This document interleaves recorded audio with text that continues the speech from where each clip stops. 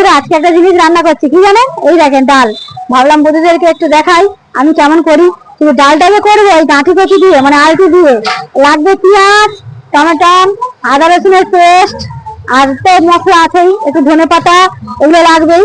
আচ্ছা, পেঁয়াজটা আগে লাল করে দিই। তেল তো গরম হয়ে গেছে।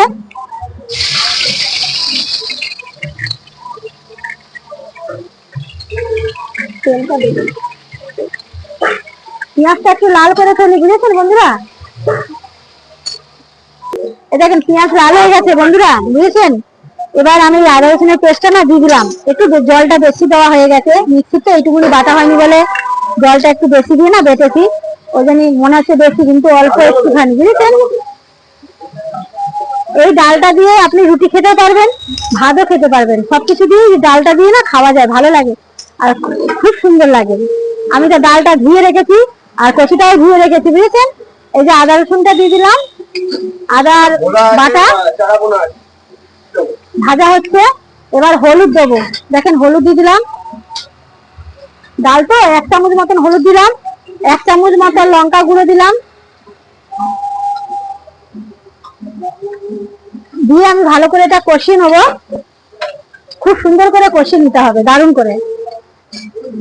ডাল তো এরপর দেখুন ভাজা ভাজা যে হয়ে এলো, এবার কিন্তু আমি এই গাঁঠি কচিটাও দেবো,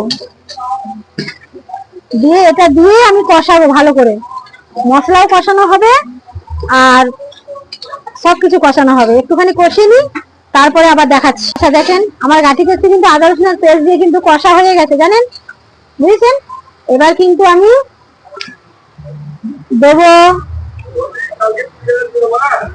দেবো, আমি লবণ পরিমাণ মতন, কেন এটা ডাল হবে, ডালের পরিমাণেই আমি লবণটা দিয়ে দিলাম। এবার আমি এই ডালটাও দিয়ে দেবো, এই যে ধোয়া আছে ডালটা, এটা দিয়ে ভালো করে আমি কষিয়ে নেবো। জানেন এটা কিন্তু খুব, এই মশলা দিয়ে গাঁঠি কচু দিয়ে মুসুরির ডাল ফাটাফাটি লাগে, দারুণ লাগে। এটা আমি মাঝের মধ্যে প্রায় করতে থাকি, প্রায় যখন হোক। রুটি দিয়ে বিক্রি করা হয় আমাদের, এমনি যারা ভালোবাসেন তাদেরও বিক্রি করা হয়। এটা কিন্তু খেতে দুর্দান্ত লাগে, মুসুরির ডাল দিয়ে গাঁঠি কচু, মানে গাঁঠি কচু মুসুরির ডাল, দারুণ লাগে খেতে। একদিন করে খাবেন তাহলে বুঝতে পারবেন, অপূর্ব খেতে লাগে, জানেন বন্ধুরা। দেখেছেন কষা হয়ে গেছে, ডালও কষানো হয়ে গেছে, তেলের উপরে চলে এসছে ডাল আর এই গাঁঠি কচু। এবার আমি কি দেবো বলুন তো বন্ধুরা? টমেটোটা যে আছে না, টমেটোটা দেবো। টমেটোটা দিয়ে আমি এবার ডালিয়ে নেবো, নাবিয়ে নেবো, বুঝেছেন?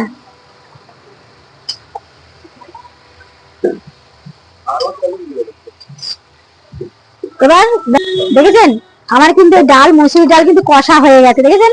আর দেখেন তেলের উপরে চলে এসছে। এবার আমি প্রেসারে জল দিয়েছি, এক হাতে তো দেখাতে পারবো না, এটা আমি প্রেসারে ঢেলে দিচ্ছি। জল বসিয়ে দিচ্ছি, জল গরম হয়ে গেছে, আমি ঢেলে দিচ্ছি, দিয়ে দেখাচ্ছি, দেখতে থাকুন। এই দেখেন, দেখেছেন বন্ধুরা আমি কিন্তু প্রেসারে ঢেলে নিলাম, দেখেছেন কালারটাও কত সুন্দর, আর এটা কিন্তু দারুণ খেতে লাগে, জানেন? আজকে তো জানি না পরিমাণে জলটাও বেশি পড়ে গেল। এবার না আমি অল্প ধনে পাতা এর মধ্যে দেবো, আর অল্প আমি রাখবো, বুঝছেন? এটা নাবিয়ে আবার দেবো। পুরো না যেন মাংসের ঝোল খাচ্ছি মনে হবে ডালটা দিয়ে, জানেন? এই ডালটা খেতে পুরো যেন মাংস লাগবে, মাংস যেমন খেতে ঠিক তেমন লাগবে, আর সেরকমই রান্নাও করছি আমি, দেখতে থাকুন। দেখুন বন্ধুরা আমার কিন্তু হয়ে গেছে, কিন্তু জানেন আর একটু শুকোবে। কাস্টমার চলে এসে অনেক দেরি হয়ে গেছে, একটু গরম হবে। এই দেখেন দারুণ হয়েছে কিন্তু খেতে। এই কচু আর ডাল দিয়ে না আপনারা খেতে পারবেন, রুটি ভাত পুরো ঘন ঘন, দেখেন পুরো ঘন ঘন, দারুণ খেতে। আর রুটিও খেতে পারেন, ভাতও খেতে পারেন, আর পুরো যেন মাংসের ঝোল। এই ডালটা খেতে গেলে পুরো মাংসের ঝোল। আর একটু হবে, এই বলে শেষ করে দিলাম এর কচু ডালের রেসিপি। সবাইকে টাটা, সবাই ভালো থাকেন, সঙ্গে থাকেন, এই বলে শেষ করে দিলাম। এটা কিন্তু আরেকটু ফুটছে, দেখেন গ্যাস বেরো হচ্ছে, এটা একটু মানে মাখা মাখা, আরেকটুখানি জলটা টানবে, এই বলে শেষ করে দিলাম। সবাইকে টাটা, সবাই ভালো থাকেন, সঙ্গে থাকেন। আর